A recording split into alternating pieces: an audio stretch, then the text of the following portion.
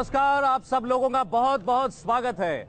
यह है public meeting का एक बेहद खास एपिसोड उस शहर से जो इस वक्त पूरे देश की निगाहों के केंद्र में है। हम आज बात कर रहे हैं आपसे पब्लिक मीटिंग में वाराणसी शहर से। वाराणसी की जनता के साथ आप लोगों का बहुत बहुत स्वागत है। पब्लिक मीटिंग में हम आपको रूबरू कराते हैं हर रोज एक नेता से, जिससे आप सीधे संवाद करते हैं, सीधे सवाल पूछते हैं। और आज बनारस में जब हम पब्लिक मीटिंग का एक खास एपिसोड शूट कर रहे हैं तो मेहमान भी बहुत खास हैं। आज आपके सवालों के जवाब देंगे वो शख्स जिन्होंने न सिर्फ बीड़ा उठाया है नरेंद्र मोदी को बनारस से विजेता बनाने का, बल्कि नरेंद्र मोदी को देश का प्रधानमंत्री बनाने का भी। हम बात कर रहे हैं बीजेपी के सीनियर लीडर नरेंद्र मोदी के खासम खास अमित शाह साहब की। अमित शाह साहब का स्वागत करें।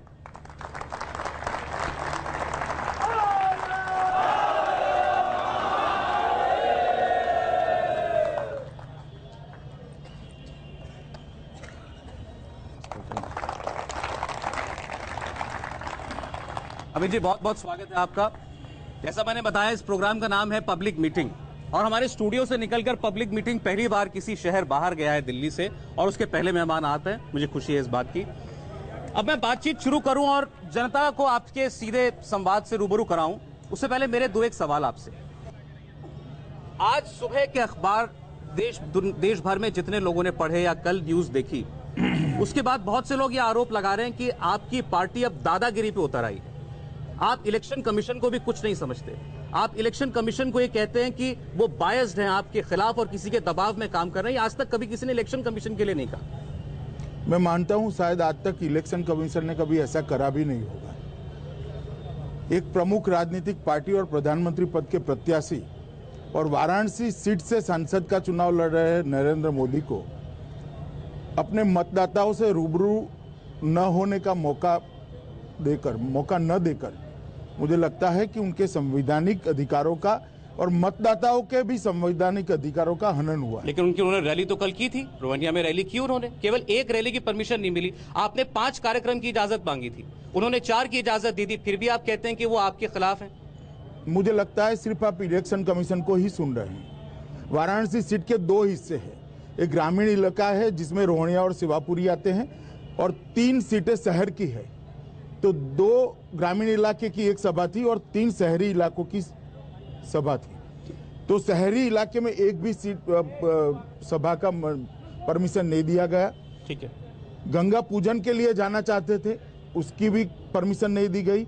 और 150 प्रमुख नागरिक जो पद्म विभूषण है, पद्मश्री है, भारत रत्न है, रिटायर्ड जजेस थे, डॉक्टर, इंजीनियर, वाराणसी के प्रमुख नागरिकों के साथ बैठक भी करनी थी, उसकी भी परमिशन। मैं आपकी बात मान लेता हूं, लेकिन वो अपने जवाब में ये कह रहे हैं, और बनारस के रिटर्निंग अफसर जिनके खिलाफ आपकी पार्टी अब कह रही है कि उनका बर्ताव ठीक नहीं है, उन्होंने रिपोर्ट बताई कि मेरे पास आईबी की रिपोर्ट थी, खुफिया एजेंसियों की रिपोर्ट थी, नरेंद्र मोदी पर खतरा था। और वो उसमें ये भी कहते हैं कि उसमें एक दस्तखत गुजरात पुलिस के एक अफसर का भी है। वो गुजरात पुलिस का अफसर जो नरेंद्र मोदी की सुरक्षा में तैनात रहता है, उसके बावजूद आप कहें कि उनका व्यवहार गलत है।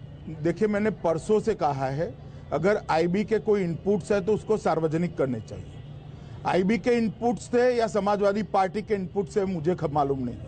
और आईबी के इनपुट्स पूरे देश भर में मोदी जी के लिए रहते हैं, खतरे के। इसका मतलब ये तो नहीं कि आप कानून नहीं मानेंगे। कल आप हजारों लोग लेकर सड़क पर निकल आए जिसकी कोई इजाजत नहीं थी। नहीं, हम और तब खतरा नहीं हो सकता था। नहीं, मैं यही प्रशासन को पूछना चाहता हूँ। हम किसी को लेकर नहीं आए। मोदी जी BHU हेलीपैड से अपने कार्यालय कार्यकर्ताओं को मिलने जाते थे।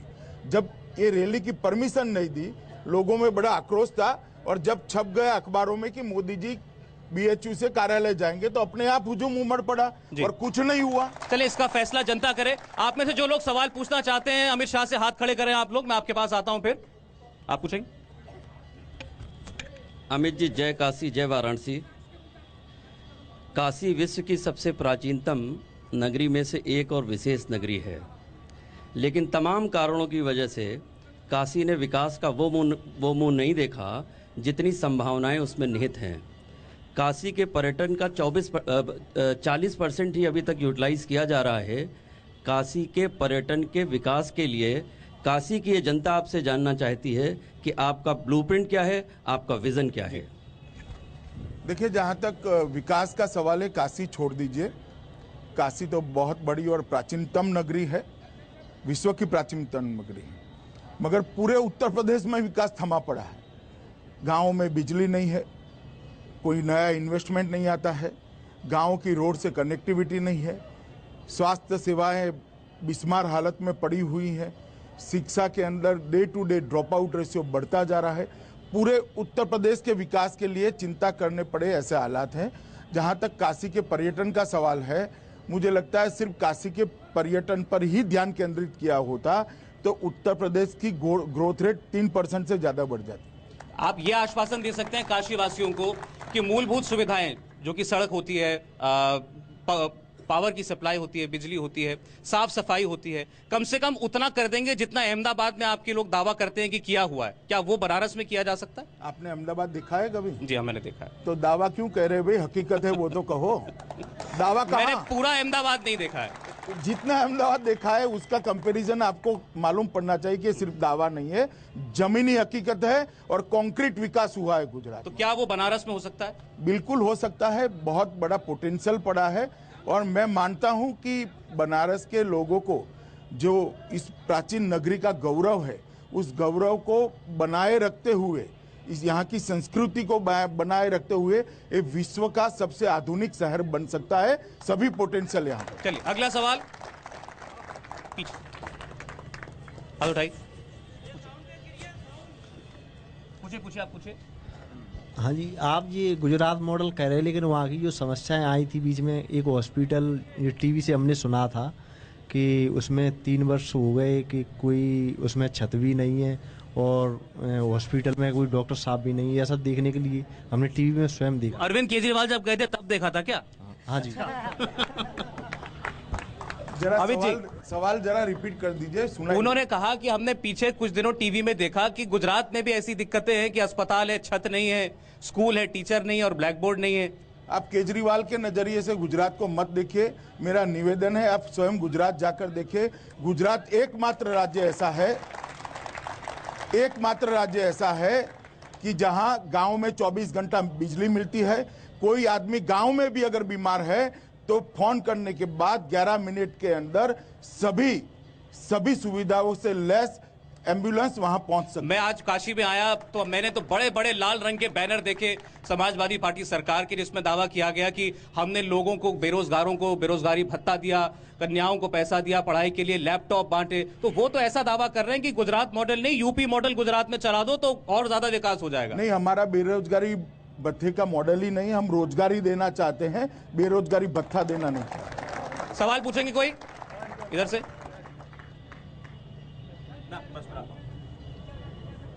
मैं फरीद अहमद अंसारी, ऑल इंडिया सूफी ऑर्गेनाइजेशन का नेशनल वाइस प्रेसिडेंट। मैं आपसे ये दरियाफ्त करना चाहूँगा, सारी पार्टी ने आपके मुसलमानों के लिए आपको बदनाम किया है, उनके बारे में आपकी क्या सोच है? और दूसरा क्वेश्चन वो ये कि स्टेट गवर्नमेंट के अंडर में आता है ये सड़क, बिजली, उसको कैसे आप उसका विकास करेंगे? क्योंकि तालमेल के लिए स्टेट गवर्नमेंट और सेंट्रल गवर्नमेंट के एक होना चाहिए। जी अमित जी। मेरा भी यही कहना है, तालमेल के लिए स्टेट गवर्नमेंट और सेंट्रल गवर्नमेंट दोनों एक हो तो विकास ज्यादा अच्छा हो सकता है। यूपी की जनता बड़ी सुलझी हुई जनता है, मुझे उनकी राजनीतिक समझ पर भरोसा है और मैं मानता हूं कि जैसे ही 16 तारीख को पूर्ण बहुमत से भारतीय जनता पार्टी की सरकार होगी, यूपी में तुरंत ही परिवर्तन की शुरुआत होने जा रही है। उनके सवाल का पहला हिस्सा, जहां तक आपने पूछा कि मुसलमानों को काफी डराया हुआ है, आप ही मानते हैं कि डराया हुआ है। मैं कहना चाहता हूं, आप डरे हुए हैं क्या? ऑल इंडिया सूफी ऑर्गेनाइजेशन किसी से नहीं डरता, वो वसुधैव कुटुंबकम पर विश्वास रखता है। क्या आरोप क्या है आपका इन पर? ये तमाम पार्टी बदनाम किए हुए हैं। आप मुसलमानों के बारे में क्या आप नजरिया रखते हैं, ये मैंने पूछा। देखिए, भारतीय जनता पार्टी का जहां तक सवाल है, हम नागरिक और मतदाताओं को हिंदू मुस्लिम के पलड़े से नहीं देखते। हर एक व्यक्ति के साथ न्याय होगा, हर एक व्यक्ति को बरोबर इंसाफ मिलेगा। चलें और सवाल पूछेंगे, इधर सबके पास आऊंगा। नमस्ते अमित जी, मैं गंगा किनारे ही रहने वाला हूं। पिछले करीब 25 वर्षों से मैं देख रहा हूं जो गंगा की स्थिति है बहुत बद से बदतर होती जा रही है। मुझे आपसे पूछना है कि आपके प्रधानमंत्री आदरणीय नरेंद्र मोदी बन जाने के बाद गंगा के बारे में आपका क्या पहला ये रहेगा? देखिए, जहां तक गंगा का सवाल है, मोदी जी शायद वाराणसी से न भी लड़ते तो गंगा निर्मल और अविरल होना तय है। ये भारतीय जनता पार्टी के चुनावी घोषणा पत्र में हमने रखा। जी, और सवाल है पीछे? एक सवाल जल्दी पूछे। हमारे यहाँ मछुआरों का कहना है, यहाँ जो गंगा में है जिनका धंधा है, रोजी रोटी है, उनका कहना है कि हमें पुलिस के द्वारा कमीशन देने पर ही मिलता है काम, और उसके अलावा उनको काम धंधा से रोक दिया गया है, बिल्कुल विरक्त कर दिया गया है। चलिए, यहाँ पुलिस वाले भी है, सुन लेंगे और तो रास्ता निकल आएगा। चलिए ठीक है, अमित शाह से सवालों का सिलसिला जारी है। आप में से और कितने लोग सवाल पूछना चाहते हैं, जरा जोरदार आवाज दें। अमित शाह जी, एक दो सवाल और ये भी आप पर जो आरोप लगाए जाते हैं उनसे ही जुड़े हुए हैं। ये कहा गया कि आपको चुनावों से पहले यूपी भेजना, इसके पीछे खास मकसद था। जाहिर तौर पर आप बहुत अच्छे ऑर्गेनाइजेशनल स्किल्स रखते हैं, संगठन के आदमी हैं, वो एक पक्ष था। उसके बाद कुछ विरोधी दलों ने कहना शुरू किया कि आपके जिम्मे एक और कार्य था, और वो था पोलराइजेशन का, ध्रुवीकरण का, ताकि बंटवारा ऐसा हो कि धर्म के नाम पर वोट पड़े और ज्यादा से ज्यादा फायदा आपकी पार्टी का हो। इस आरोप का क्या जवाब देते हैं आप? देखिए, अगर ऐसा कोई आरोप लगा है तो वो झूठ सिद्ध हुआ है। उत्तर प्रदेश में बड़े सुचारू रूप से चुनावी व्यवस्था चल रही है, कोई लॉ एंड ऑर्डर का प्रॉब्लम नहीं है, कोई धर्म के आधार पर बंटवारा भी नहीं है। लोग अपने अपने वोट को स्वतंत्रता से कास्ट कर रहे हैं, अपनी अपनी मान्यता के हिसाब से कास्ट कर रहे हैं। लेकिन आपने कुछ ऐसे बयान दिए जिनसे इस आरोप को बल मिला। आपने पश्चिमी उत्तर प्रदेश में आरोप दिया, एक बयान दिया था, वो मामला चुनाव आयोग के पास गया, आप पर बैन लगा, बैन हट गया। चलिए मैं आगे बढ़ जाता हूं। आप आजमगढ़ गए, आजमगढ़ में आपने कहा यह आतंकवादियों का गढ़ बन गया है।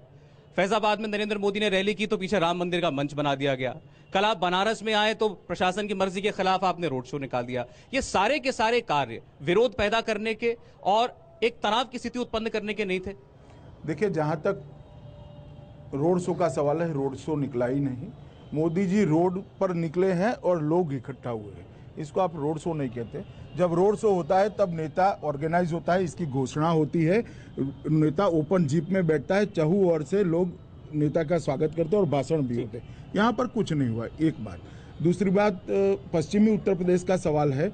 मैं कई बार स्पष्ट कर चुका हूँ कि मैंने ऐसा कुछ नहीं कहा कि जिससे धार्मिक आधार पर बंटवारा हो। आपने बदले के लिए वोट करना ये तो कहा था, और ये बहस बहुत पुरानी हो गई, इसलिए मैं इसमें जा नहीं रहा था। नहीं, मत छोड़िए ना इसको, करिए बहस को।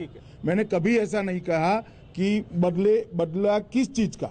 मैंने ऐसा कहा है कि उत्तर प्रदेश पूरे देश के बाकी प्रांतों के हिसाब से पिछड़ गया है, उसका बदला लेना है तो भारतीय जनता पार्टी को वोट दीजिए। उत्तर प्रदेश के अंदर शिक्षा का स्तर नीचे गया है, इसका बदला लेना है तो भारतीय जनता पार्टी से वोट लीजिए। मैंने ये कहा है कि उत्तर प्रदेश में समाजवादी पार्टी के आने के बाद कानून और व्यवस्था की स्थिति गिर रही है, महिलाएं महफूज नहीं है, अगर इसका बदला लेना है तो अब भारतीय जनता पार्टी इस पर आप ही के एक विरोधी ने बयान दिया और कहा कि अगर अमित शाह ये इस बदले की बात कर रहे थे तो केवल हिंदुओं के घरों में क्यों बात कर रहे थे? वहां तो एक पब्लिक राइट था, उसके बावजूद, और जो आरोप आप सरकार के गिना रहे हैं वो विफलताएं तो हर व्यक्ति के लिए थी। तो उनको ये घूम घूम कर प्रचार करना चाहिए था, हर समुदाय में, हर जाति में, हर धड़े में जाकर, कि आप किस सरकार को वोट देने जा रहे हैं। आपको किसने कहा मैं किसी के घर में बात कर रहा था? पब्लिक मीटिंग थी, घोषित मीटिंग थी। आज अभी यहाँ पर सब लोग बैठे थे, वहां पर सभी लोग बैठे थे। किसने कहा आपको मैं किसी के घर में बात कर रहा था? किस दुनिया में जी रहे भैया आप लोग? यहाँ कोई किसी पर मुकदमा नहीं चला रहा है। आप लोग जनता जनार्दन है, मैं सवाल पूछ रहा हूँ, आप सवाल पूछ रहे हैं, वो जवाब दे रहे हैं। आप बताइए, आप उनके जवाब से संतुष्ट हैं? ठीक, जनता की अदालत सबसे बड़ी, मैं कुछ नहीं कह सकता। और एक सवाल ले लेता हूँ, फिर ब्रेक लूंगा। अब की बात इस तरफ, पीछे नहीं गया। हाँ, आप पूछे। आपने इसके पहले एक सवाल किया था रोड शो का, तो उसके लिए काशी की जनता की तरफ से हम लोग काशी के वासी हैं और कह रहे हैं कि मोदी का कोई रोड शो नहीं हुआ था। मोदी तो अपने गाड़ी में आराम से बैठे थे, हम लोग उनके स्वागत में खड़े थे। हारा हारा। कोई और? मैं रविकांत MBA। जैसा कि हम सब जानते हैं कि गंगा आरती पर राजनीति हुई, 1 रुपए स्क्वायर फीट पर जमीन बिकी और धरना प्रदर्शन को रोड शो का मामला बनाया गया। हम यह जानना चाहते हैं कि जैसा कि अरविंद केजरीवाल ने बोला था कि इन समस्त जवाबों का उत्तर देने के लिए एक डिबेट, ओपन डिबेट का चैलेंज भारतीय जनता पार्टी के समक्ष रखा गया था और इस पर भी ट्वीट भी किया गया था। अभी भी भारतीय जनता पार्टी की तरफ से कोई भी ट्वीट, कोई भी जवाब नहीं आया है मोदी के। ये हम बता दें कि जहां हम अमित शाह साहब से बात कर रहे हैं, मैं हमारे पीछे ही अभी अरविंद केजरीवाल थोड़ी देर में बोलने वाले, आप कहें तो मैं बोल दूं उनको। मैं बता देता हूं, 16 तारीख के बाद अगर केजरीवाल जी पॉलिटिक्स में कंटिन्यू रहने का निर्णय करते हैं तो मैं जरूर डिबेट के लिए जाऊंगा। अमित जी, अब मैं बनारस की ही जो चुनावी लड़ाई है उस पर आता हूं। अखबारों ने नई नई हेडलाइन निकालना शुरू किया जब नरेंद्र मोदी ने यहां से चुनाव लड़ने का फैसला किया। अरविंद केजरीवाल आ गए, मुख्तार अंसारी और अजय राय दुश्मनी भूलकर आपके खिलाफ एकजुट हो गए। तो छपता था मोदी की किलेबंदी तेज, मोदी को बनारस में घेरने की तैयारी पूरी। तो ये चक्रव्यूह रचा जा रहा है, इसका कोई तोड़ निकाला हुआ है आपने?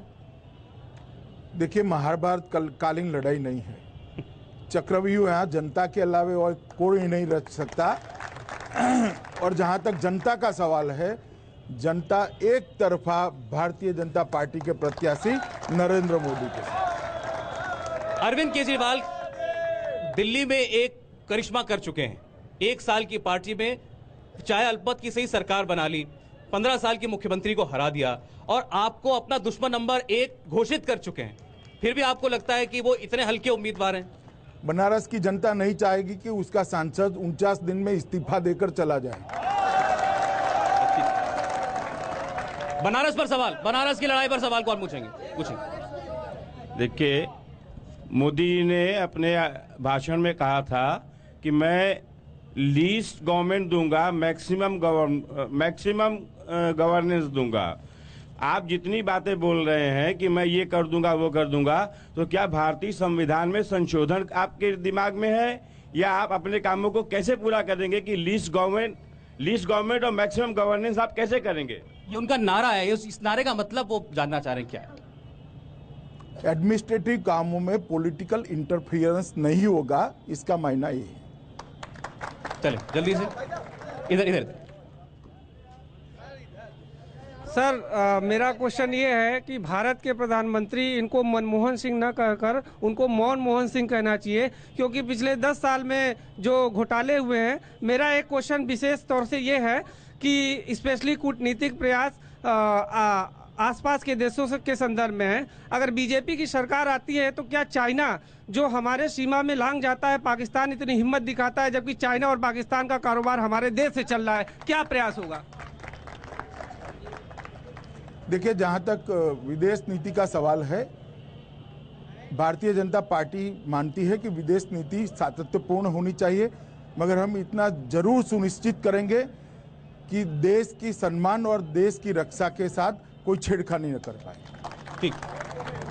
अच्छा, बनारस में अमित जी, बनारस में बाकी जो 2 विरोधी हैं आपके, उनके बीच में होड़ मची है, खास तौर पर बनारस के मुस्लिम वोटरों के दिल में जगह बनाने की। इसके लिए मैंने पहले उदाहरण दिया, 2 दुश्मन एक हो गए जब उनको नरेंद्र मोदी एक साझा दुश्मन मिल गया। और अरविंद केजरीवाल भी ऐसी बहुत सी कोशिशें कर रहे हैं, मौलानाओं से मिलते हैं, मुस्लिम धर्मगुरुओं से मिलते हैं। ये बात भी आपको परेशान नहीं करती? जी नहीं। कोई खास वजह इस बात की? वजह जनता हमारे साथ है। अभी मैं गया था, BHU के लड़के कहीं इकट्ठा हुए थे मिलने के लिए, तो मैंने कहा भाई मतदान के लिए जरा आप प्रयास करिएगा, मोदी जी को भारी बहुमत से जिताना।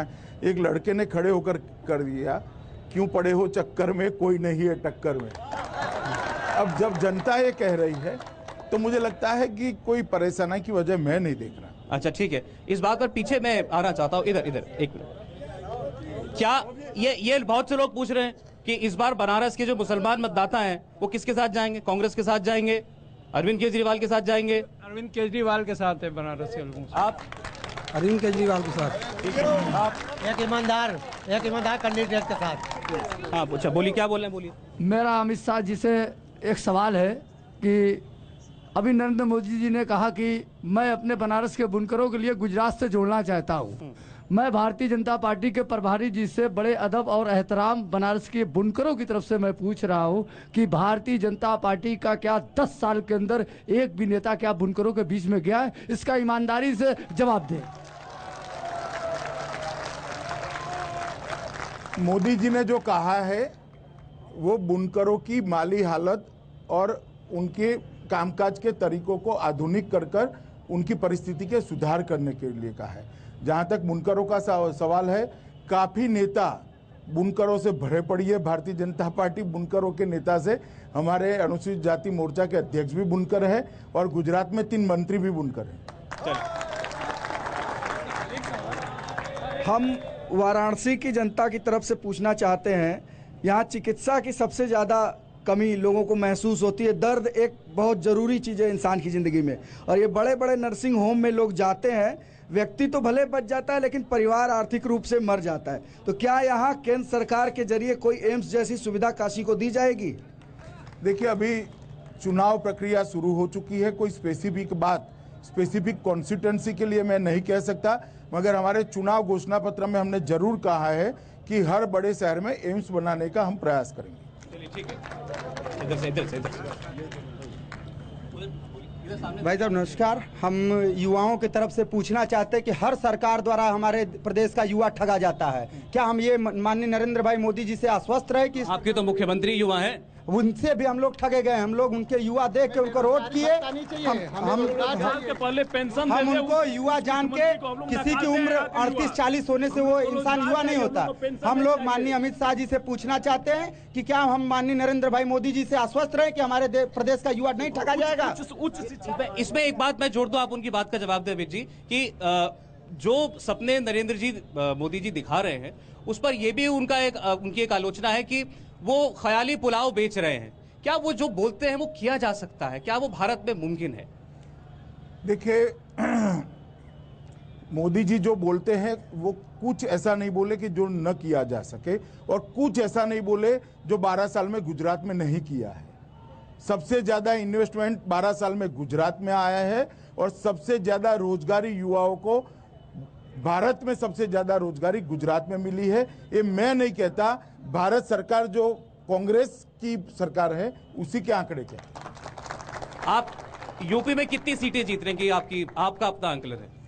भारतीय जनता पार्टी उत्तर प्रदेश में अपने सभी रिकॉर्डों को तोड़कर आगे निकल जाएगी। कल नरेंद्र मोदी ने एक इंटरव्यू में यह कहा कि इस बार 1984 में जैसा बहुमत मिला था उसके बाद दूसरी सबसे ज्यादा बहुमत की सरकार बनने जा रही है। आप 300 प्लस की बात करते थे, 200 से शुरू हुए, 272 और अब 300 पर आ गए हैं। ये भी आपको लगता है मुमकिन है? निश्चित मुमकिन है। मैं पूरे उत्तर प्रदेश का चुनाव खत्म करते करते वाराणसी पहुंचा हूं। मैं बेझिझक मानता हूं कि एनडीए 300 से ज्यादा सीटें लेकर मजबूत सरकार बनाएगी। ठीक है, और सवाल पूछिए। मेरा यह पूछना है भाई साहब मोदी अमित शाह जी से कि क्या वाराणसी में वस्त्र उद्योग संघ के लिए कुछ भी आप अपनी योजना बनाए हुए जिससे हमारा व्यापार कुछ डेवलप कर सके? सुना ही नहीं पड़ा क्या कहना। वो वस्त्र उद्योग के बारे में बात कर रहे हैं कि कोई प्लान है आपके पास कि उनका रोजगार बढ़े, बिजनेस बढ़े? देखिए, मैं मर्यादा के कारण कुछ ज्यादा नहीं कह सकता, मगर इतना निश्चित कह सकता हूं कि गुजरात के अंदर वस्त्र उद्योग पर जितना काम हुआ है उतना कहीं पर नहीं हुआ है। हर जगह की समस्या अलग अलग होती है। इसको समझकर, इसकी जरूरियातों को नापकर ही मॉडल बनाया जाता है, तभी मॉडल सक्सेस होता है। और ऐसा कोई कारण नहीं है कि मृतप्राय होने के कगार पर खड़ा वाराणसी का वस्त्र उद्योग पुनर्जीवित हो सके। चलिए ठीक है। हाँ, अच्छा, एक महिला सर, मैं अमित जी से शाही जी से एक सवाल पूछना चाहती हूँ। वैसे तो मोदी जी बनारस से जीत नहीं रहे हैं, बट अगर जीत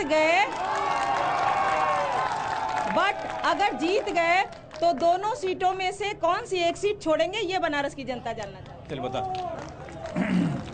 मैं बनारस की जनता को इस कार्यक्रम के माध्यम से अपील करना चाहता हूं कि बनारस वासी लीड ही इतना दे दे कि विवाद ही खत्म हो जाए, कोई सीट छोड़ना चाहिए। यानी बनारस रखेंगे? इतनी लीड आ गई तो बनारस रखेंगे? मैंने जो कहा मैं फिर से एक बार कह देता हूं कि बनारस वासी लीड ही इतनी दे दे कि मोदी जी सीट ही न छोड़ पाए। अच्छा, चलिए ठीक है। बनारस का माहौल पूरी तरीके से चुनाव में हो चुका है। पब्लिक मीटिंग में हमारे मेहमान हैं आज अमित शाह। एक और खास मेहमान आज शो में आई हैं, अलका राय जी, कृष्णानंद राय जी, पूर्व बीजेपी लीडर और पहले थे, उनकी पत्नी है। अलका जी, हमने पहले भी बात की कि ऐसी राजनीति आज बनारस में चल रही है कि दुश्मन दोस्त हो गए जब उनको सामने एक कॉमन दुश्मन, साझा दुश्मन दिखाई दे गया। क्या कहना है आपको इस बारे में, खास तौर पर अजय राय के लिए? जी, मैं अजय राय के बारे में तो नहीं कह सकती। मैंने हाँ, एक बार लगता है कि अजय राय जी को उसका सपोर्ट नहीं करना चाहिए। वो तो कह रहे हैं जो मैं लड़ाई लड़ रही हूँ, हाँ सपोर्ट वो मांगे हैं तभी तो वो सपोर्ट कर रहा है। कि हम आपसे नहीं करेंगे तो कैसे आप सपोर्ट कर सकते हैं?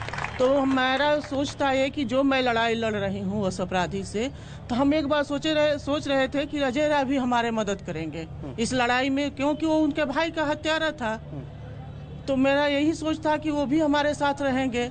जब इसी तरह हर भाई माने मिल करके इसी तरह सपोर्ट अपराधी के करेंगे तो हमारे देश का विकास कैसे होगा? एक और शख्स है, जालान साहब, यहाँ के एक मशहूर उद्योगपति हैं। जालान साहब, आप इस किस्म की फाइट की उम्मीद कर रहे थे जैसी आज बनारस में दिख रही है? इतना रिस्पॉन्स होगा मुझे आइडिया नहीं थी। और मेरा एक प्रश्न है अमित जी से। कल मोदी जी ने कहा कि हमने बालू की मार्केटिंग करके डॉलर पैदा किए अमिताभ जी के द्वारा। तो मैं ये जानना चाहता हूँ कि क्या अमिताभ जी से आप बनारस की भी पर्यटन की मार्केटिंग कराएंगे? पहला प्रश्न है। और दूसरा, उसमें कोई डिटेल नहीं है कि पर्यटन की विकास के लिए आप क्या क्या करने वाले हैं?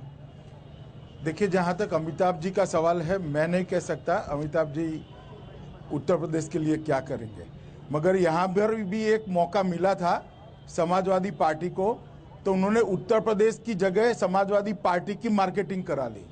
इसके कारण थोड़ा गड़बड़ हो गया। अगर उस वक्त उत्तर प्रदेश की मार्केटिंग करा ली होती तो ये सवाल न होता। टूरिज्म बहुत आगे बढ़ गया। वैसे आपको ये इतना यकीन है कि अगर आप नरेंद्र मोदी कहेंगे तो अमिताभ बच्चन उसके लिए मना भी नहीं करेंगे? देखिए, मेरा कोई ऐसा संवाद नहीं हुआ, मगर जहां तक मैं जानता हूं उनको हर भले काम के लिए वो आगे आकर काम करते हैं। अगर कोई साफ दिल से मदद मांगेगा तो वो जरूर करेंगे। इधर कोई सवाल है? इसके बाद आपके पास पीछे पक्का। हाँ, नमस्कार अमित जी, विवेक सोनी में। मैं ये जानना चाहता हूँ कि देखिए, संघ की भूमिका भाजपा के हर कार्यक्रम में होती है, चाहे वो नरेंद्र मोदी जी की प्रधानमंत्री पद की उम्मीदवारी हो या अभी जो चुनाव चल रहे हैं पूरे देश में उसमें संघ की भूमिका हो। क्या आगे के समय में, जब आप, जैसा हम सभी मानते हैं कि भाजपा पूरा 317 जो आप कहते हो वो पूरा लेके आएगी, क्या आगे के समय में संघ की कोई भी भूमिका भाजपा के काम में होगी?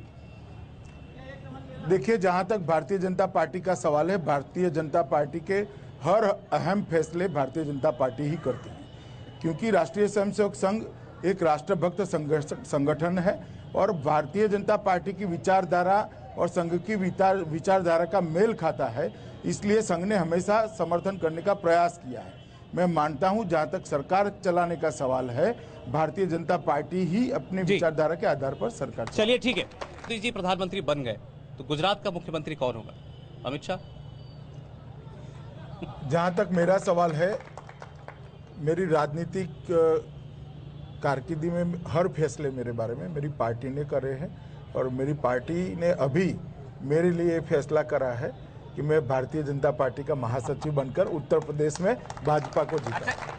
बना देंगे तो खुशी तो होगी, आप कुछ जिम्मेदारी संभाल सकते हैं, आपने उसमें मंत्री के तौर पर कितना काम किया है? नहीं, इसमें खुशी गम का कोई सवाल नहीं होता। मैं राजनीति में हर चैलेंज को स्वीकार करने के लिए तैयार हूं, मगर मेरी प्रायोरिटी भारतीय जनता पार्टी के महासचिव के नाते भारतीय जनता पार्टी के संगठन को मजबूत कर उत्तर प्रदेश में सरकार बने। चलिए, ठीक है। मेरे पास आखिरी एक या दो सवाल का वक्त रह गया है।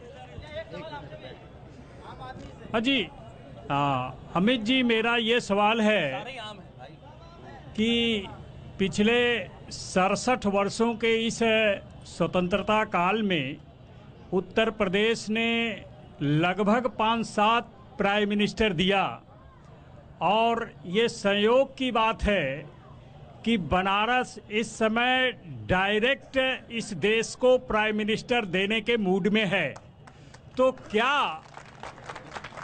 प्राइम मिनिस्टर देने के बाद ये बीमारू प्रदेश जो हमारा उत्तर प्रदेश नाम से बदनाम है और बनारस स्वयं में पिछले दिनों के राज्य सरकारों से पीड़ित है? आपका सवाल इतना लंबा हो गया। देखिए, जहां तक बनारस का सवाल है, मोदी जी यहां से चुनाव न भी लड़ते तो बनारस ऐसी नगरी है, विश्व की प्राचीनतम नगरी है और भारतीय जनता पार्टी ये मानती है कि इस आध्यात्मिक और कला की नगरी और ज्ञान की नगरी को विश्व गुरु के स्थान पर बैठना ही चाहिए और इसके लिए हम हर संभव प्रयास करें। अमित शाह, बहुत बहुत धन्यवाद। आप आज पब्लिक मीटिंग का हिस्सा बने। मुझे उम्मीद है जनता ने जितने सवाल पूछे आपने पूरी ईमानदारी से उनके जवाब दिए हैं।